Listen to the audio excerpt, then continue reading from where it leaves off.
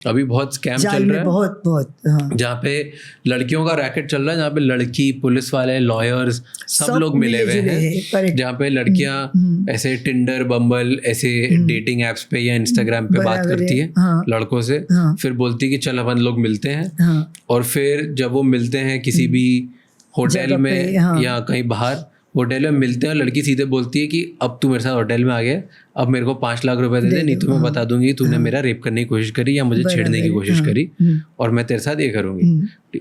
और इस बात पे आके काफी लड़के बहुत और बहुत सारी लड़कियां ये बोलती है कि मुझसे इसने झूठा वादा किया शादी करने का और इसलिए फंसा देती। बहुत सारे अलग अलग केसेस हैं जो लड़कियां फंसा रही लड़कों को। बहुत बस अभी पुणे का भी एक केस आई है, लड़का पढ़ाई करके इंजीनियर होकर उधर पुणे गया, एक लड़की ऐसी डेटिंग पे मिली, और कुछ गाने का रहता है ना लोग स्टार मेकर, उसमें वो गाना वगैरह, तो उसमें उसकी पहचान बढ़ गई। फिर उसके घर गई, उसके बोली कि मेरी शादी हो गई है लेकिन हस्बैंड के साथ मेरा नहीं जमता है, मैं तेरे से शादी करने वाली है। रोज़ घर पे आती थी, रोज़ दोनों का होता था। उसने बहुत सारे फोटो निकाल के रखे थे। उसके बाद ये लड़की को डाउट हुआ कि ये मेरे से पैसा निकालने की पूरी कोशिश, अकेला लड़का था, प्रॉपर्टी भी बहुत थी, और अभी वो उसको पुलिस स्टेशन लेके गई है और उसकी अभी इंक्वायरी की तो उसने 3-4 शादी की है लड़की ने और 4 शादी करके सब लोगों के साथ ऐसे पैसा मांगती है। एक बेटा भी है उनको, और हर जगह चेंज करती है।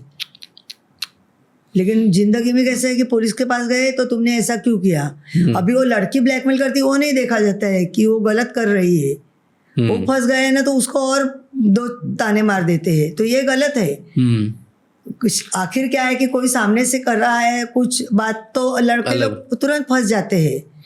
तो ऐसे लड़कों को आप बता सकते हो, प्राइवेट इन्वेस्टिगेशन हो सकती है कि नहीं, इसमें तो फंसेंगे ही लड़के।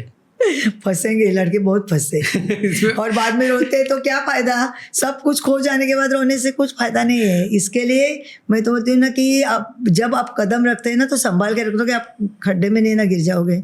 पर इस केस में जैसे जो लड़की है जिसका 4-5 जगह चल रहा है और वो हर जगह से पैसे मांग रही है, हर लड़कों को फंसाने की कोशिश कर रही है, उसमें अगर कोई लड़का आपको हायर करता है तो उसके बारे में आप रिपोर्ट निकाल सकते हो, लड़की के बारे में सब? और फिर निकालोगे तो क्या वो लड़का आपके रिपोर्ट्स और एविडेंस लेके कोर्ट में जा सकता है, बच सकता है कि नहीं? अभी वो सब डिपेंड रहता है, वकील जज कैसे प्रोड्यूस करते हैं उसके ऊपर।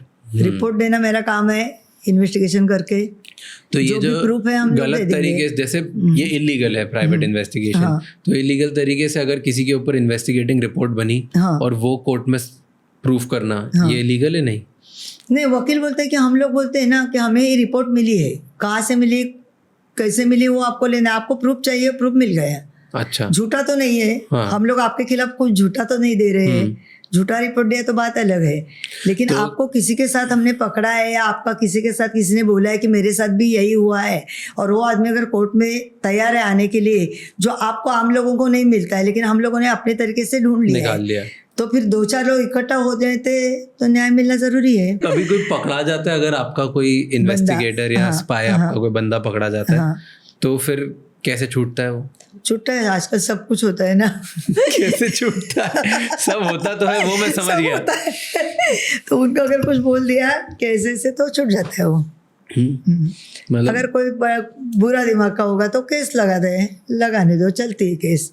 गलत नहीं किया है, ब्लैकमेल नहीं किया है, कुछ नहीं किया है, हम वहाँ वॉच रख रहे हैं हमारे किसी, लेकिन हमारी भी आइडिया रहती है, किसी ने पकड़ा, कुछ किया। अगर ऐसे और भी बहुत इंसाइटफुल शॉर्ट्स और क्लिप्स देखनी है तो इस चैनल को सब्सक्राइब कर लो।